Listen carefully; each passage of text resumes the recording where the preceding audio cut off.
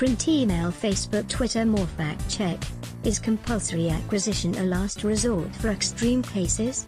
The claim in recent weeks.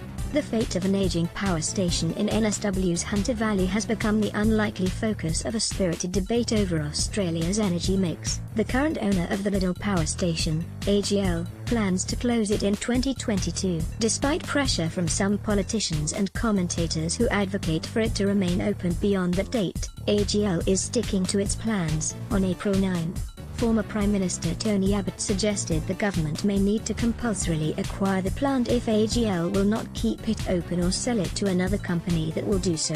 Later that afternoon, government backbencher Tim Wilson was asked on Sky News to respond to Mr. Abbott's comments. He said, "Compulsory acquisition is a power that exists under the Constitution for a reason, because sometimes it is necessary. It is also understood that it is absolutely, without question, the power of absolute last resort, and I don't think we're anywhere near that point. Compulsory acquisition is the absolute last resort and only used in extreme and critical situations.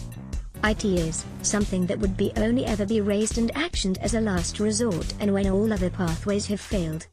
Is compulsory acquisition really the power of absolute last resort?" MIT ABC Fact Check takes a closer look. The verdict: Mr. Wilson's claim is overreach. It would be highly unusual for the Commonwealth to acquire a working asset such as the Liddell Power Station. Over recent times, governments of all persuasions have to varying degrees sought to privatize infrastructure and essential services, not buy them. It is unsurprising that a Conservative Member of Parliament, holding a core ideological belief in the private sector, would be hesitant to acquire an asset unless doing so was the last resort. But there is nothing in Commonwealth or state legislation that requires compulsory acquisition to be used only as a last resort or in extreme situations. The government could choose to immediately start the process to compulsorily acquire Liddell. And putting aside the specific case of Liddell, governments of both political persuasions regularly use compulsory acquisition powers for road and other infrastructure projects that are not critical and when other options may be available. The new Western Sydney Airport, for instance, will be on land that was mostly acquired in the late 1980s. It has been argued that the Victorian government is planning to compulsorily acquire private bus company assets, even though there is no suggestion of urgent crisis in bus services in that state. Mr. Wilson's claim in itself is ambiguous. A viewer might have taken him to be expressing a personal opinion on when he believed compulsory acquisition should be used.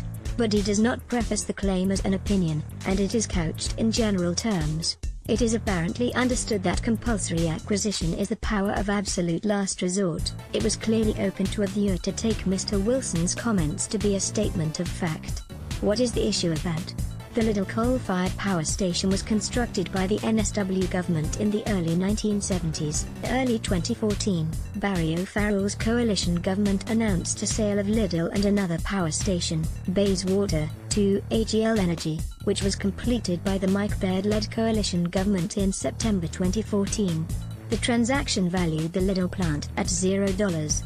The privatization of Liddell was opposed by the NSW Labour opposition, the NSW Greens and the Electrical Trades Union. In April 2015, AGL announced the station would close in 2022, which is the end of its scheduled useful life. But the federal government says that the closure of Liddell could lead to a shortfall in power supply. In September 2017, Prime Minister Malcolm Turnbull said, "The government's concern is that the closure of the Liddell power station in 2022 will, as we have been advised, create a large gap in baseload power in New South Wales, and hence in the whole electricity market, indeed most of Australia. We can't allow this to happen.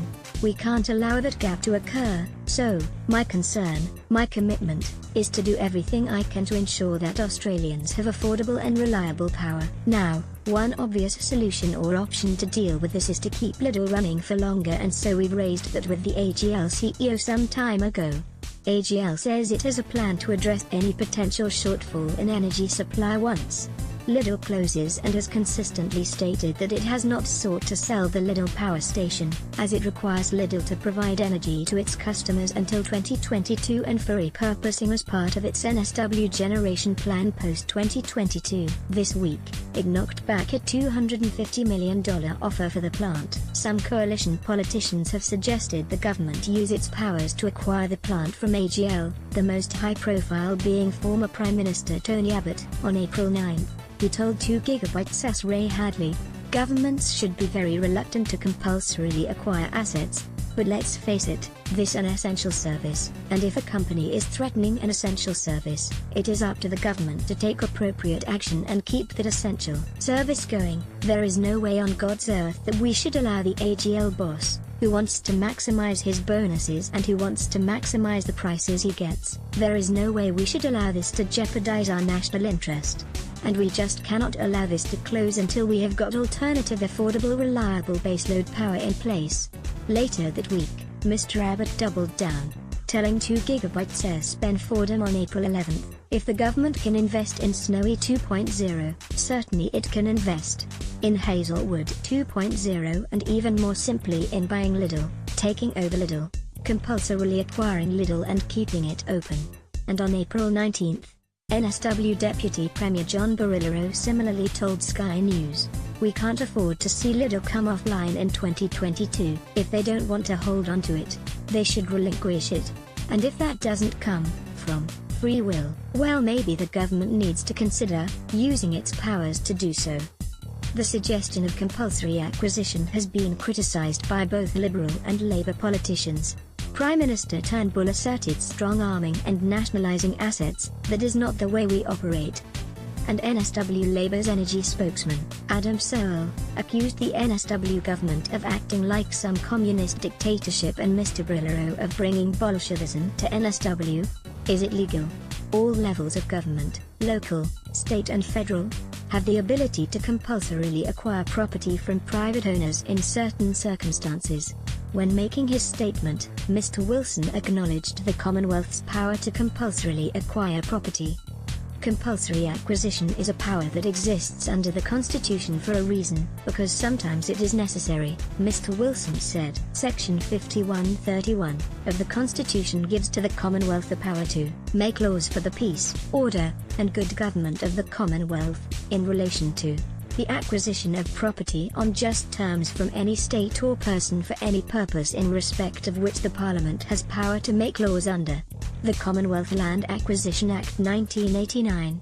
The Commonwealth can acquire land for a public purpose, defined as purpose in respect of which the Parliament has power to make laws.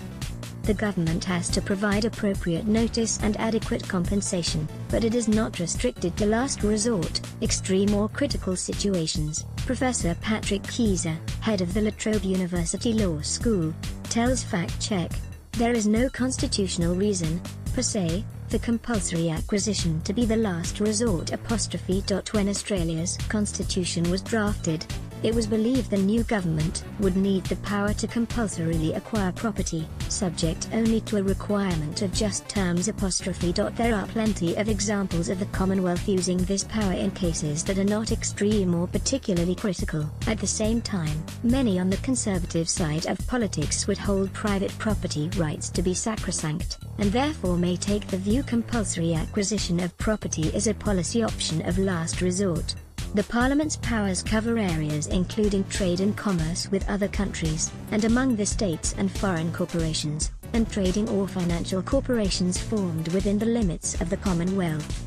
Professor Adrian Stone, Director of the Centre for Comparative Constitutional Studies at the University of Melbourne Law School, tells Fact Check, "The Commonwealth Government could construct a reasonable argument that a move to compulsorily acquire the power station is within its constitutional powers.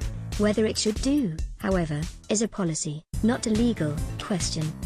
The states and territories also have the power to compulsorily acquire property. While there is no constitutional requirement for the states to provide compensation, there are state laws such as the NSW Land Acquisition, Just Terms Compensation Act 1991 that require such compensation be paid. Local government can also compulsorily acquire property, but there can be greater restrictions on how and when it does so. Is it rare? Compulsory acquisition powers are typically used for infrastructure projects. In NSW, for instance, properties have been acquired under the Roads Act for the controversial West Connex and North Connex Road projects. Back in 2016, the ABC reported there were more than 400 compulsory acquisitions underway. It was later suggested the NSW government is spending around $650 million in legal fees in relation to acquisition of such properties, and this month, a notice for compulsory acquisition was found to be invalid, principally because the purpose of the acquisition was to provide open space and green parkland rather than road. Overall, Fact Check understands the NSW government purchased 70 residential properties for projects across the state in 2017, with around 80% settled by agreement. Of course, while governments may prefer to first negotiate with landowners, the option of using compulsory acquisition is a powerful bargaining tool. State governments may also have the power under legislation to acquire water licenses from farmers. Properties are also compulsorily acquired by the Commonwealth. For example, the Department of Defense tells Fact Check that it has acquired 5 properties since 2011. Where possible, defense acquires land by agreement. Compulsory acquisition is used as a last resort. And compulsory acquisition is not limited to urgent projects. In the late 1980s, the Commonwealth began to acquire land at Badgerys Creek for a future Sydney airport, a project that did not get the go-ahead until 2014, buying an operational business. While compulsory acquisition of land is fairly common, Fact Check has not found any recent instances of an Australian government acquiring an operating business. This is unsurprising, given the outlook of governments in industrialized countries from the 1980s has been characterized by the outsourcing of functions to the private sector. Lidl is a typical example, having been privatized only 4 years ago. In Victoria, however, the state government is accused of trying to compulsorily acquire a number of buses operated by family-owned businesses. In the distant past, governments were not so hesitant to take full ownership of essential services. For instance, in 1946, the South Australian government, led by Liberal and Country League Premier Sir Thomas Playford, took ownership of the Adelaide Electric Supply Company Limited, renaming it the Electricity Trust of South Australia, ETSA. ETSA was subsequently broken up and privatised between 1998 and 2000 by a Liberal government. Sources: Mike Baird, Macquarie Generation sold for proceeds of $1.725 billion, February 12, 2014. AGL/Ashurst Lawyers, application to Australian Competition Tribunal, March 24, 2014. Malcolm Turnbull, media release, September 12, 2017. Tony Abbott, interview with Ray Hadley, 2 GB, April 9, 2018. Tony Abbott, interview with Ben Fordham, April 9, 2018. John Brillero, interview on Sky News, April 19, 2018. Malcolm Turnbull quoted in The Australian, April 9, 2018. Gilbert and Tobin, lawyers, NSW, infrastructure projects and compulsory acquisitions, positioning yourself for just compensation, February 4, 2015. Australian Law Reform Commission, laws that interfere with property rights. Statement by NSW Labour, Adam Searle, on John Brillero's call to buy back Lidl Power Station. Roads Act 1993, NSW Electronet SAR, Our History. Western Sydney Airport Information. Friends of Victorian Bus Industry, hands off our assets. Desane Properties Proprietary Limited v State of New South Wales, 2018, NSWSC 553, 1 May 2018. Print, email, Facebook.